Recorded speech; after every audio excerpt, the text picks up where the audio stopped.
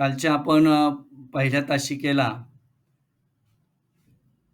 थोडंसं आपण संत ज्ञानेश्वरांनी अज्ञानी माणसाची लक्षणं सांगून ज्ञानी कोणाला म्हणावे ते सांगितले. कवी वामन पंडितांनी सत्पुरुषाची लक्षणं सांगितली. कवी आनंद फंदींनी उपदेशाच्या शाब्दिक फटका काव्यप्रकारातून माणसाने जगात कसं वागावं हे सांगितलं. तसं संत रामदास स्वामींनी उत्तम लक्षण या रचनेतून आदर्श व्यक्तीची लक्षणं सांगितलेली आहे. म्हणजे ही जी आपल्याला संत रामदासांची रचना आहे, याच्यामधली ही उत्तम लक्षण जर आपण कृतीत आणली, आचरणात आणली, तर आपण एक आदर्श व्यक्ती म्हणून समाजामध्ये वावरू शकतो आणि ते खऱ्या अर्थानं आपल्याला आचरणात आणायची आहे. फक्त परीक्षेला याच्यावर प्रश्न येणार, आपल्याला परीक्षेला सामोरं जायचंय म्हणून या दृष्टीनेच फक्त या काव्यरचनेकडे पाहायचं नाही, तर याच्यामध्ये संत रामदासांनी जी शिकवण दिलेली आहे, जी उत्तम लक्षणं सांगितलीत आदर्श व्यक्ती बनण्याच्या दृष्टीनं, ते आपण आचरणात आणणं गरजेचं आहे. आता संत रामदास यांचा जन्म 1608 साली झाला आणि मृत्यू 1682 साली झालेला आहे. एक संत कवी म्हणून ते महाराष्ट्राला परिचित आहेत. संत रामदासांच्या काव्याची ठळक वैशिष्ट्ये, त्यांच्या काव्याचं वेगळेपण म्हणजे त्यांची त्यातून दिसणारी एक सामाजिक जाणीव आपल्याला प्रामुख्यानं दिसून येते. समाजाच्या नैतिक आणि आध्यात्मिक उन्नतीसाठी, प्रगतीसाठी अखंड जागरूकता आणि अतीव तळमळ त्यांच्या काव्यातून आपल्याला आढळून येते. त्यांची साहित्य संपदा, त्यांचं एकूण वाङ्मय जर प्रामुख्यानं जर आपण पाहिलं, तर त्यामध्ये आध्यात्मिक विचारांचे प्रतिपादन करणारे अनेक टीकाग्रंथ त्यांनी लिहिले, स्फुट प्रकरणे लिहिली, आख्यान काव्ये त्यांनी लिहिली, करुण अष्टाके लिहिली, उपदेशपर रचना त्यांनी केल्या, अभंग, पदे, भूपाळ्या, आरत्या अनेक अशा पद्धतीच्या रचना त्यांनी केल्या, स्तोत्रे लिहिली, अशी विविध प्रकारचं वाङ्मय त्यांनी निर्माण केलेलं आहे. महत्त्वाचा त्यांचा ग्रंथ म्हणजे दासबोध. दासबोध हा त्यांचा ग्रंथ संपूर्ण स्वतंत्र कृती असून त्यातून त्यांचा व्यासंग, त्यांचं चिंतन, समाजाचे व जनरीतीचे किंवा लोकांच्या पद्धतीचे त्यांनी केलेले सूक्ष्म अवलोकन आपल्याला त्या दासबोध ग्रंथातून अनुभवायला येते. संत रामदास स्वामींचे मनाचे श्लोक हे अत्यंत लोकप्रिय आणि सर्वतोमुखी असणारं काव्य आहे. आणि मी कालच तुम्हाला सांगितलं होतं, की त्यांचं अनेकांच्या मुखामध्ये हे मनाचे श्लोक दिसून येतात. सदा सर्वदा योग तुझा घडावा, तुझे कारणी देह माझा पडावा, उपेक्षू नको गुणवंता अनंता, असे हे मनाचे श्लोक अनेक जणांचे तोंडपाठ आहेत. ही तुमच्या समोर संत रामदासांची उत्तम लक्षण ही जी रचना आहे, ही रचना श्री दासबोध या ग्रंथातून दुसऱ्या दशकातून दुसऱ्या समासातून अभ्यासक्रमामध्ये घेतलेली आहे. दुसऱ्या दशकातील समासात एकूण 42 ओव्या आहेत. त्यापैकी ओवी क्रमांक 1, 2, 6, 9, 13, 15, 17, 19, 40 आणि 41 या क्रमांकाच्या 10 ओव्या उत्तम लक्षण कविता म्हणून अभ्यासक्रमात समाविष्ट करण्यात आलेल्या आहेत. साधारणतः उत्तम लक्षण या कवितेचा विषय काय आहे, तो म्हणजे यात संत रामदासांनी आदर्श व्यक्तीची लक्षणं सांगितलेली आहेत आणि ही आदर्श व्यक्तीची लक्षणं सांगून आदर्शत्वाची संकल्पना स्पष्ट करताना मानवाने म्हणजे तुम्ही आपण काय करावे आणि काय करू नये याबाबत त्यांनी अतिशय छान असं मार्गदर्शन या काव्यामध्ये केलेलं आहे. सत्याचा मार्ग स्वीकारावा नेहमी, विवेकानं वागावं, सारासार विचार करून वर्तन करावं, कीर्ती वाढवावी, आपली प्रसिद्धी वाढवावी, असा संदेश या काव्यरचनेतून संत रामदासांनी केलेला आहे आणि तो आपण इथं लक्षात घेणार आहोत. तत्पूर्वी आपण काव्याचं वाचन करून आणि मग प्रश्नोत्तर पद्धतीने एक एक ओळ, एक एक चरण आपण समजून घेणार आहोत. तुमच्या समोर पुस्तक आहे किंवा तुमच्या स्क्रीनवर मी ती कविता शेअर केलेली आहे. त्याकडे आपण लक्ष देऊ शकता. पहा, काव्यवाचन पान नंबर 9, कविता चौथी आहे, उत्तम लक्षण, संत रामदास. श्रोती व्हावे सावधान, आता सांगतो उत्तम गुण, जेणेकरिता बाणे खुण सर्वज्ञपणाची. वाट पुसल्याविन जाऊ नये, फळ ओळखल्याविन खाऊ नये, पडली वस्तू घेऊ नये एकाएकी. जनी आर्जव तोडू नये, पाप द्रव्य जोडू नये, पुण्य मार्ग सोडू नये कदा काळी. तोंडाळाशी भांडो नये, वाचाळाशी तंडो नये, संत संग खंडो नये अंतर्यामी. आळशे सुख मानू नये, चहाडी मनास आणू नये, शोधल्याविन करू नये कार्य काही. सभेमध्ये लाजो नये, बाष्कळपणे बोलो नये, पैज होड घालो नये काही केल्या. कोणाचा उपकार घेऊ नये, घेतला तरी राखो नये, परपीडा करो नये विश्वासघात. व्यापकपणे सांडो नये, पराधीन होऊ नये, आपले ओझे घालू नये कोणी एकाशी. सत्य मार्ग सांडो नये, असत्य पंथे जाओ नये, कदा अभिमान घेऊ नये असत्याचा. अपकीर्ती ते सांडावी, सत्कीर्ती वाढवावी, विवेके दृढ धरावी वाट सत्याची. पहा, या काव्य वाचनातून थोडंफार का व्हायना काहीतरी आपल्याला कळलं असेल, समजलं असेल. म्हणजे नेमकं माणसानं कसं वर्तन करावं, कसं आचरण करावं, काय करू नये, काय करू नये, हे इथं सांगण्याचा प्रयत्न संत रामदासांनी केलेला आहे. आता आपण एकेका ओळीनुसार या कवितेचं विवेचन करू, स्पष्टीकरण करू, प्रश्नोत्तर पद्धतीने आपण जाण्याचा प्रयत्न करू.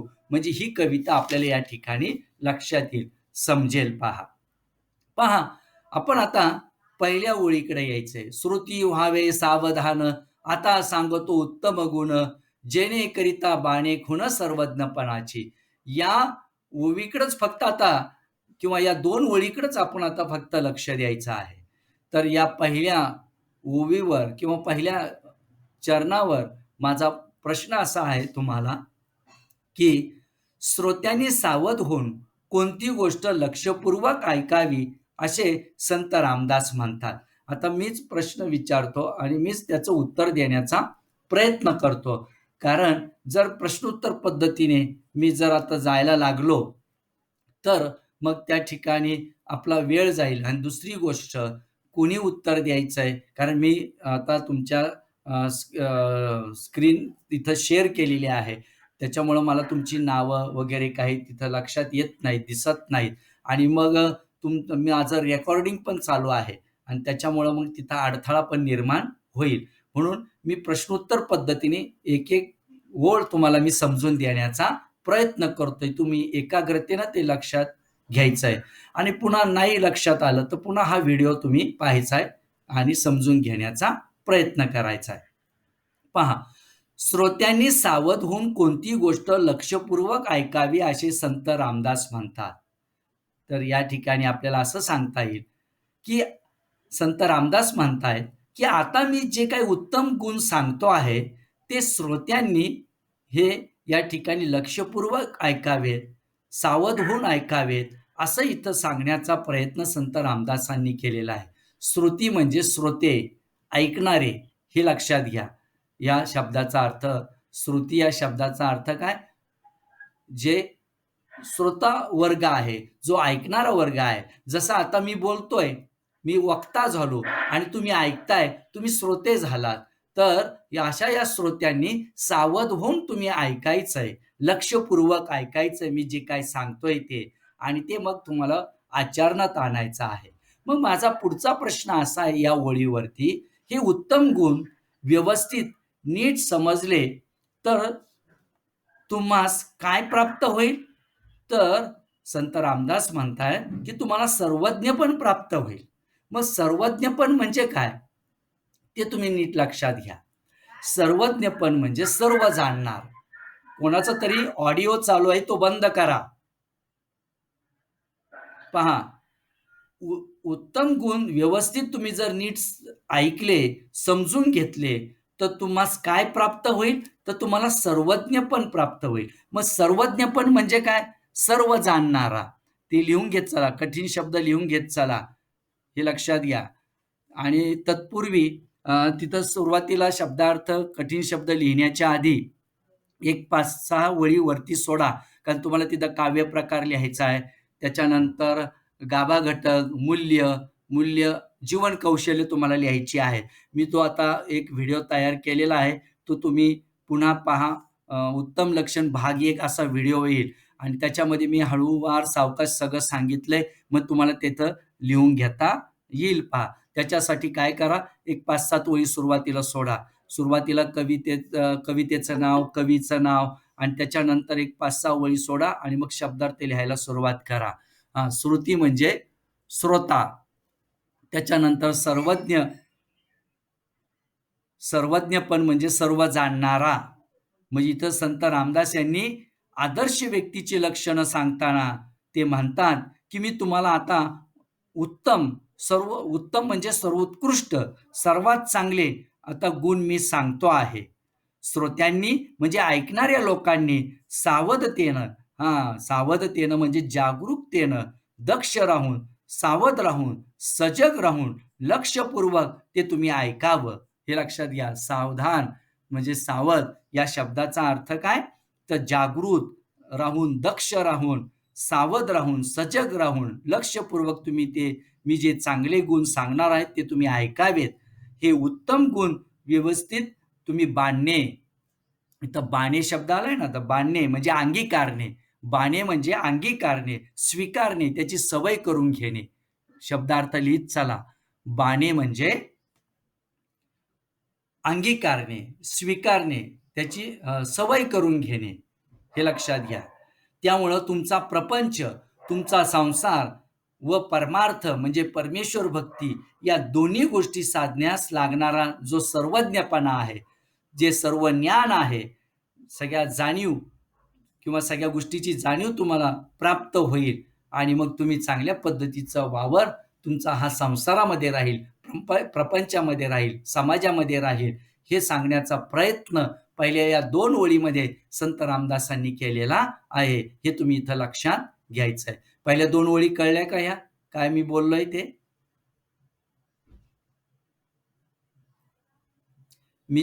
हां, ओके. चला पुढचे आता मी पुढच्या ओळीकडं वळतोय. पहा. पुन्हा ह्या ओळी वाचायची गरज नाही. फक्त तुम्ही लक्ष द्यायचं मी कुठल्या ओळीवर प्रश्न विचारतोय. कर्सर ठेवलेला आहे मी इथं. पहा. वाट पुसल्याविना जाऊ नये, फळ ओळखल्याविना खाऊ नये, पडली वस्तू घेऊ नये एकाएकी. यावर माझा पहिला प्रश्न असा आहे तुम्हाला, कुठे पुसल्याविना जाऊ नये? तर वाट पुसल्याशिवाय कुठे जाऊ नये? वाट म्हणजे मार्ग. आणि पुढचा प्रश्न काय या ओळीवरती? काय ओळखल्याशिवाय खाऊ नये व घेऊ नये? तर फळ ओळखल्याशिवाय खाऊ नये आणि पडलेली वस्तू कधी घेऊ नये. हे लक्षात घ्या. म्हणजे इथं काय सांगितलंय? प्रवासाला जायचं असेल, तुम्हाला कुठल्याही प्रवासाला जायचं असेल, तर मार्ग विचारल्याखेरीज जाऊ नये. सगळ्या मार्गाची, त्या वाटेची चौकशी करावी आणि मग त्या ठिकाणी आपलं मार्गक्रमण आपण करावं. हे इथं संत रामदासांनी सांगितलंय. म्हणजे प्रवासाला जायचं असेल, तर वाट विचारल्याखेरीज जाऊ नये. म्हणजे रस्त्याची पूर्ण माहिती घ्यावी. त्या रस्त्यामधील अडथळे जाणून घ्यावेत. त्यामुळं जीवन मार्गात कुठलेही संकट तुमच्या समोर निर्माण होणार नाहीत. आणि हे सांगितलं. दुसरं काय सांगितलंय? फळ खायचे असेल तर ते ओळखल्याशिवाय खाऊ नये. म्हणजे त्याचे अंतरंग, त्या फळामध्ये कोणता गुण आहे हे ओळखल्याशिवाय ते खाऊ नये. तसेच एवढंच नाही, काय सांगितलंय? रस्त्यात कुठेही पडलेली वस्तू दिसली तरी ती चटकन, पटकन, एकदम, एकाएकी कधीही उचलून घेऊ नये. म्हणून इथं शब्द आला ना, एकाएकी. पडली वस्तू घेऊ नये एकाएकी. एकाएकी म्हणजे काय? तर एकदम, पटकन, अशी ती कधी उचलू नये. म्हणजे समाजात वावरत असताना कसं वर्तन ठेवावं, कसं वागावं, कसं आचरण असावं, हे याच्यामध्ये सांगण्याचा प्रयत्न कवी संत रामदासांनी केलेला आपल्याला दिसून येतोय. पुढचा प्रश्न असा आहे, पहा, कदापिही कोणत्या गोष्टी तोडू नये, जोडू नये व सोडू नये असे संत रामदास म्हणतात पहा. इथं जणी आर्जव तोडू नये, पापद्रव्य जोडू नये, पुण्यमार्ग सोडू नये कदा काळी.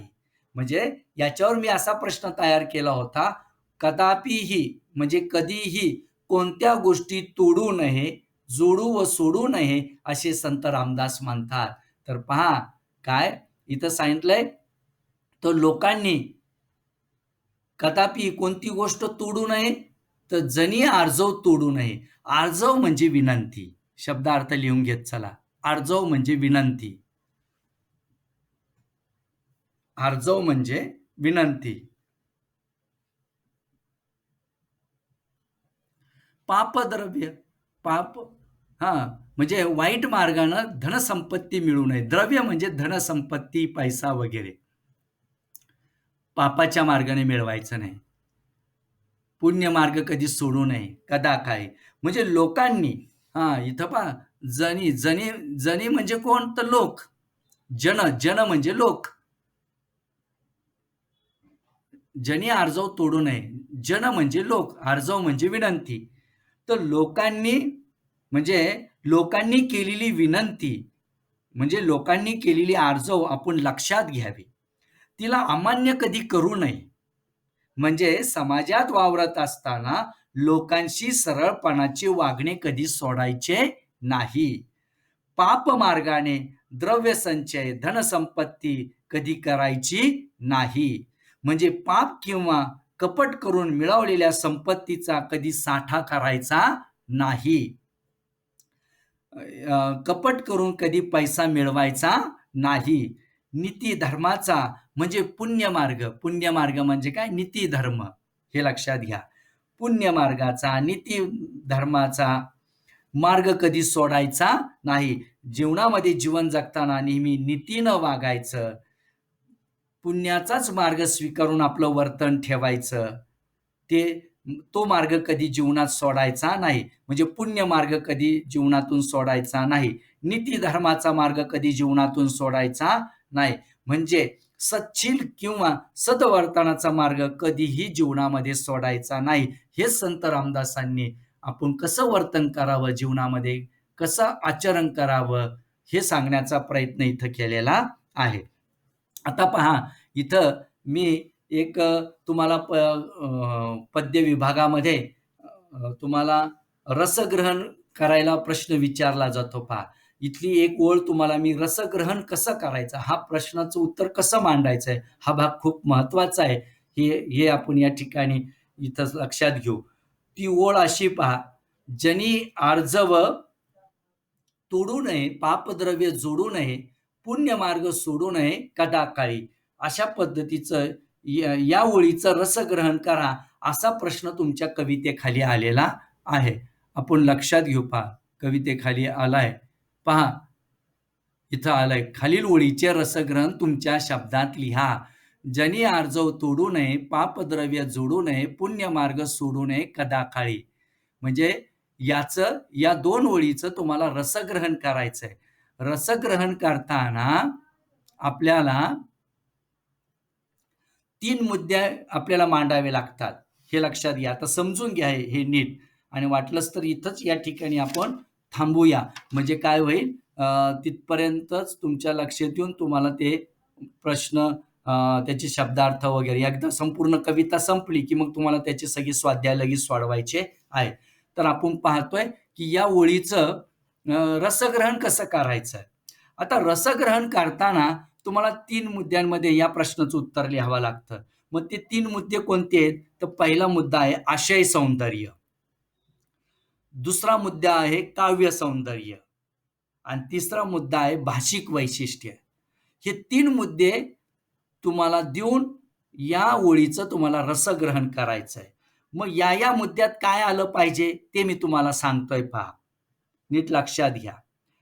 पहा, आशय सौंदर्य हा मुद्दा मांडताना त्याच्यामध्ये तुम्हाला या ठिकाणी संत रामदासांनी गुणसंपन्न आदर्श व्यक्तिमत्वाच्या 3 लक्षणांचा या ओवीमध्ये उहापोह केलेला आहे पहा. म्हणजे आशय सौंदर्यामध्ये काय सांगायचंय, की ही जी रचना आहे, ह्या ज्या काव्यपंक्ती आहेत, या काव्यपंक्ती संत रामदास यांच्या उत्तम लक्षण या काव्यातून घेतलेल्या आहेत आणि या काव्यामध्ये त्यांनी आदर्श व्यक्तीचे लक्षणं सांगितलेली आहेत आणि आदर्शत्वाची संकल्पना स्पष्ट करण्याचा प्रयत्न केलेला आहे. म्हणजे मी काय केलंय, आशय सौंदर्य हा भाग विशद करताना तुम्हाला त्याच्यामध्ये कवीचं नाव, कवितेचं नाव आणि इथं जी मध्यवर्ती कल्पना दिली ना, इथं कर्सर फिरवतोय पहा मी इथं, याला म्हणतात मध्यवर्ती कल्पना. याचा आधार घेऊन तुम्हाला आशय सौंदर्य मांडायचं आहे, हे लक्षात घ्या. मग इथं मी कसं आशय सौंदर्य मांडलंय पहा. या वरील काव्यपंक्ती संत रामदासांच्या उत्तम लक्षण या रचनेतून घेतलेल्या आहेत आणि या रचनेमध्ये संत रामदासांनी आदर्श व्यक्तीचे लक्षण सांगून आदर्शत्वाची संकल्पना स्पष्ट केलेली आहे किंवा गुणसंपन्न आदर्श व्यक्तिमत्वाच्या 3 लक्षणांचा या ओवीमध्ये उहापोह केलेला आहे. मग 3 गोष्टींचा या ठिकाणी उहापोह केलाय. मग तो काय केलाय, तो कशामध्ये मांडायचा आहे, कोणत्या मुद्द्यात मांडायचा आहे, तर काव्य सौंदर्य या मुद्द्यामध्ये मांडायचा आहे पहा. म्हणजे ही जी तुम्हाला 2 ओळी दिलत्या ना रसग्रहणासाठी, याचा जो भावार्थ आहे, याचा जो आशय आहे, तो तुमच्या भाषेमध्ये त्या काव्य सौंदर्यामध्ये मांडायचा आहे. म्हणजे आशय सौंदर्यामध्ये कशाचा संदर्भ घ्यायचा, कवितेचं नाव, कवी आणि या मध्यवर्ती कल्पनेचा आधार घ्यायचा आहे आणि ती दिलेल्या ज्या ओळी आहेत त्याच्यात नेमकं काय सांगितलं हे एका ओळीमध्ये स्पष्ट करायचं आहे. अशा पद्धतीने आशय सौंदर्य स्पष्ट होईल. काव्य सौंदर्यात काय मांडायचं आहे, तर जी नेमक्या ज्या ओळी तुम्हाला रसग्रहणासाठी दिलेल्या आहेत त्याचा भावार्थ त्याच्यामध्ये नेमका मांडायचा आहे, साधारण एका परिच्छेदामध्ये.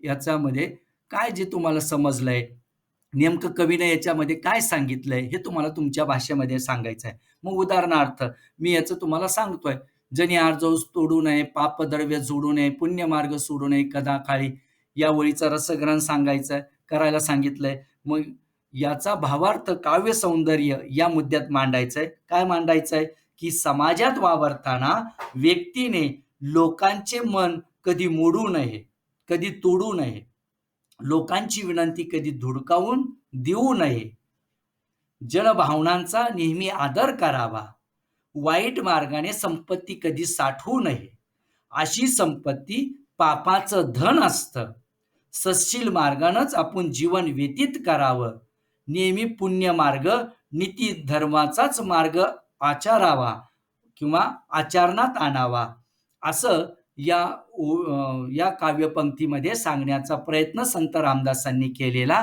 आहे. याला म्हणायचं काव्य सौंदर्य. या ओळीमध्ये काय काव्य सौंदर्य आहे, काय आशय सौंदर्य आहे, हे इथं मांडण्याचा आपण प्रयत्न करायचा आहे. आणि तिसरा मुद्दा आहे भाषिक वैशिष्ट्य. मग भाषिक वैशिष्ट्यामध्ये काय मांडायचंय, तर तुम्हाला मी आधी सुरुवातीला तर दिलेलंच आहे, काव्य प्रकार, या काव्यातून कोणता रस व्यक्त होतोय, त्याचप्रमाणे कुठला अलंकार व्यक्त होतोय का, हे तुम्हाला त्या भाषिक वैशिष्ट्यामध्ये मांडायचं आहे. मग या ओळीला अनुसरून आपल्याला भाषिक वैशिष्ट्य काय मांडता येईल, की लोकांसाठी अतिशय चांगल्या अशा तत्वाचं या ओवीमध्ये संत रामदासांनी विवेचन केलेलं आहे. पहा इथं, पहा ही रचना पहा, तोडू नये, जोडू नये, सोडू नये, इथं कोणता अलंकार साधलाय रे, इथं यमक अलंकार साधलाय पहा. यमक अलंकार, हो, हे लक्षात द्या. अशा सोप्या यमक अलंकाराच्या माध्यमातून इथं संत रामदासांनी आपल्याला संदेश देण्याचा प्रयत्न केलेला आहे. हे तुम्हाला भाषिक वैशिष्ट्यामध्ये मांडावं लागेल. म्हणजे भाषिक वैशिष्ट्य, वैशिष्ट्य या शब्दाचा अर्थ आहे वेगळेपण. म्हणजे भाषेच्या दृष्टीनं इथं या रचनेचं वेगळेपण काय आहे, हे तुम्हाला इथं मांडायचं आहे. हे लक्षात घ्या. म्हणजे भाषिक वैशिष्ट्य या मुद्द्यामध्ये तुम्हाला मांडायचं आहे, की लोकांसाठी अतिशय चांगल्या अशा तत्वाचं या ओवीमध्ये संत रामदासांनी विवेचन केलेलं आहे. मग उदाहरणार्थ तोडू नये, जोडू नये, सोडू नये अशा सोप्या यमक अलंकाराच्या माध्यमातून आपल्याला इथं संदेश दिलेला आहे. मग हे भाषिक वैशिष्ट्य मानले आपल्याला. इथं यमक अलंकार साधला गेलेला आहे हे सांगितलंय आणि अतिशय सुबोध अशा भाषा वापरामुळे ओवीतील तत्व सुलभपणे आपल्या मनावर ठसवण्याचा प्रयत्न संत रामदासांनी केलेला आहे. त्याचप्रमाणे पापद्रव्य व पुण्यमार्ग यातील विरोधाभास ठळकपणे इथं मांडण्याचा त्यांनी प्रयत्न केलेला आहे. अशा या ओवीतून एक प्रासादिकता हा गुण या ठिकाणी आढळून येतोय आणि शांत रसामध्ये, कोणत्या रसामध्ये? शांत रसामध्ये ही मांडणी करण्याचा प्रयत्न संत रामदासांनी केलेलं आहे. हे तुम्हाला भाषिक वैशिष्ट्य अशा पद्धतीचं मांडता आलं पाहिजे. मग कोणतीही काव्यपंक्ती येऊ द्या तुम्हाला, त्याचं रसग्रहण तिथला भाग लक्षात घेऊन तुम्हाला या 3 मुद्द्यांमध्ये, म्हणजे 3 मुद्दे कोणते? तर आशय सौंदर्य, काव्य सौंदर्य आणि भाषिक वैशिष्ट्य या 3 मुद्द्यांमध्ये तुम्हाला त्या ओवीचं, त्या ओळीचं, त्या चरणाचं तुम्हाला रसग्रहण करता येणं गरजेचं आहे. कसं रसग्रहण करायचं आहे? थोडक्यात आलंय का लक्षात? आलंय ना लक्षात? तर या ठिकाणी आपण थांबू. आपण साधारणतः या काव्यपंक्तीतल्या, या काव्यरचनेतल्या 4 ओळीचा आपण आता विवेचन स्पष्टीकरण केले, प्रश्नोत्तर पद्धतीने समजून घेण्याचा प्रयत्न केला. इथपर्यंत लक्षात आलेला असेल. बाकीचा भाग उद्याच्या तासिकेला पाहू. या ठिकाणी आपण थांबूया. धन्यवाद.